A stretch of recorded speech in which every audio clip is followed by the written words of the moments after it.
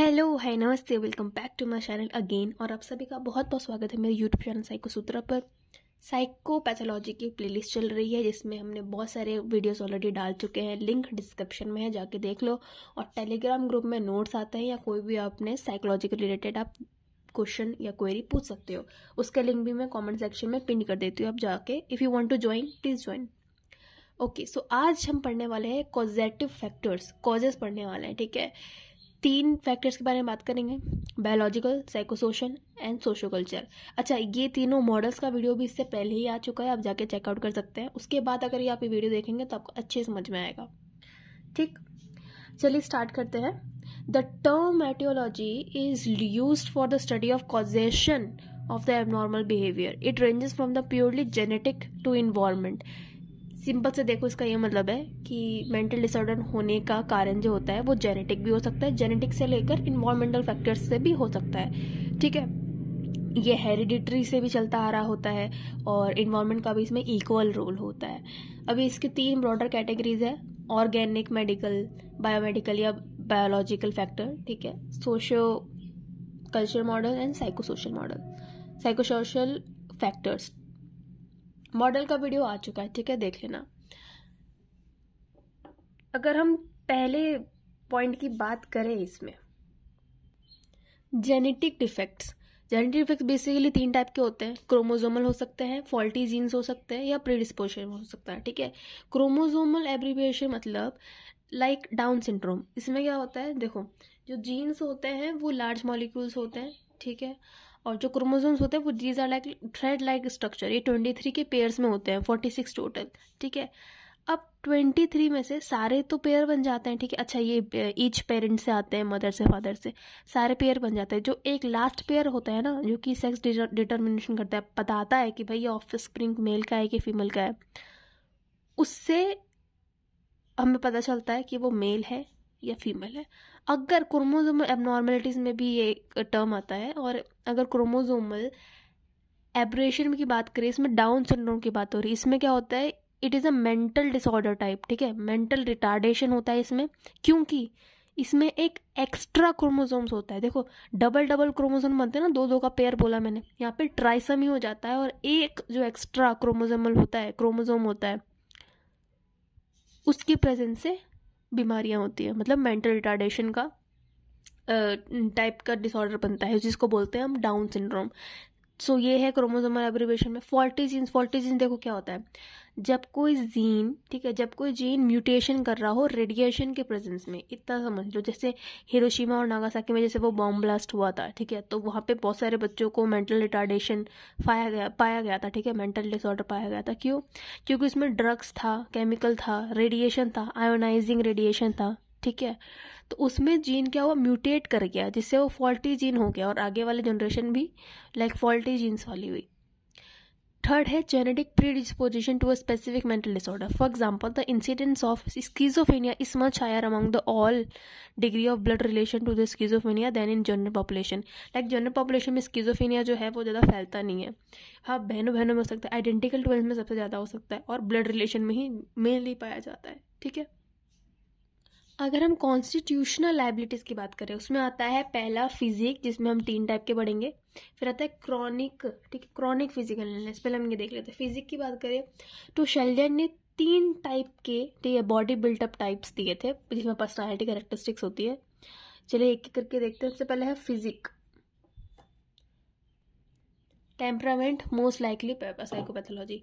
जो एंडोमॉर्फिक होते हैं ना, ये सॉफ्ट, राउंड, टेम्परेंट का कन्फर्ड होता है। ठीक है, लविंग, सेंटिमेंटल और प्लेजर सीकिंग, सोशलाइजिंग, अच्छे लोग होते हैं। ठीक है, बेसिकली लविंग होते हैं, कंफर्टेबल होते हैं, राउंड और सॉफ्ट होते हैं। ठीक है, फिजिक में ये सीवियर मूड अल्ट्रेशन से डील करते हैं, लाइक या तो बहुत ही ज़्यादा खुश होंगे या तो बहुत ही ज़्यादा दुखी होंगे, एक्सट्रीम इलेशन और डिप्रेशन। ठीक है, मीजोमॉर्फिक जो होता है ये स्ट्रॉन्ग, मस्कुलर, लाइक जो स्पोर्ट्समैन होता है ना, हमेशा एक्टिव, एनर्जेटिक रहने वाले। ठीक है, थोड़ा रिलीजियस कम होते हैं, अचीवमेंट ओरिएंटेड होते हैं, गोल ओरिएंटेड होते हैं, और अग्रेसिव होते हैं इन नेचर। ठीक है, because they are active and energetic. अच्छा, ये कौन से साइकोपैथोलॉजी में जा सकते हैं? ये डेलिंक्वेंसी में जा सकते हैं, क्रिमिनल में जा सकते, क्राइम्स कर सकते हैं, क्रिमिनल बिहेवियर में जा सकते हैं, mood alteration involving extreme elation and depression, इसमें भी। जो एक्टोमॉर्फिक होता है ना, जो पतले से और जिनमें सेल्फ कॉन्फिडेंस भी कम होता है, सेंसिटिव होते हैं, थोड़े रिलीजियस ज़्यादा होते हैं, डेडिकेटेड होते हैं, बट विड्रॉइंग होते हैं, उनको कैसी बीमारियां हो सकती है? एंजाइटी जैसी, neurosis, peptic ulcers and schizophrenia is the most common. ठीक है, अमॉन्ग एंडोमॉर्फिक, एक्टोमॉर्फिक। ठीक है, तो पहला था endomorphic, mesomorphic, ectomorphic. Endo, meso, ecto. ठीक है, endo, meso, ecto. Soft round, strong muscular athletics and slender and fragile. I hope कि आपको फिजिक्स के टाइप से ही उसका टेम्परामेंट और साइकोपैथोलॉजी आपको समझ में आ गई हो, आपको याद हो गया हो। बी है क्रॉनिक फिजिकल इलनेस। अगर बहुत टाइम से किसी को क्रॉनिक डिजीज हो रखी है, हो सकता है वो आगे जाके मेंटल डिसऑर्डर में बदले। Person suffering from a very chronic physical illness might physical illness like cancer, leprosy, AIDS, and other physical injuries such as spinal cord injury may affect difficulties in adjustment. Long-term suffering may become a causative factors of mental illness and psychological disturbance. Second point है इसका physical deprivation. ये कैसे होगा? कम खाने से और कम सोने से। सिंपल सा है, देखो, अच्छा नहीं खाओगे, फिजिक आपका अच्छा नहीं रहेगा। ठीक है, सोओगे नहीं फिर तो भी फिजिक आपका अच्छा नहीं रहेगा, मतलब बॉडी अच्छी नहीं रहेगी। कैसे? माल न्यूट्रिशन की अगर बात करें, severe mall nutrition during the infancy not only impairs physical development but also stunts brain growth and result in lowering intelligence.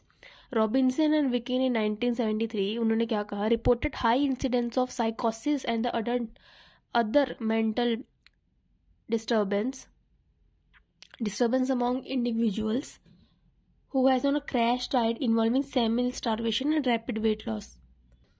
देखो, जो लोग कम खाते हैं या जिनको कम खाते क्या है, एक तो होता है जानबूझ के कोई सी डाइट पे हो, ठीक है, for a desirable physique and to be wish to be fit. But कई लोग होते हैं जिनको नहीं मिल पाता है। ठीक है, हो सकता है वो पुअर हो या वो इकोनॉमिकली डिसएडवांटेज्ड हो। ठीक है, सो माल न्यूट्रिशन क्या करता है? इंसिडेंस बढ़ा देता है किसके होने के? कोई भी मेंटल डिस्टर्बेंस लाइक साइकोसिस। स्लिप क्या करता है? आप अच्छे से सोगे नहीं तो आपका माइंड का बॉडी बिगड़ जाएगा,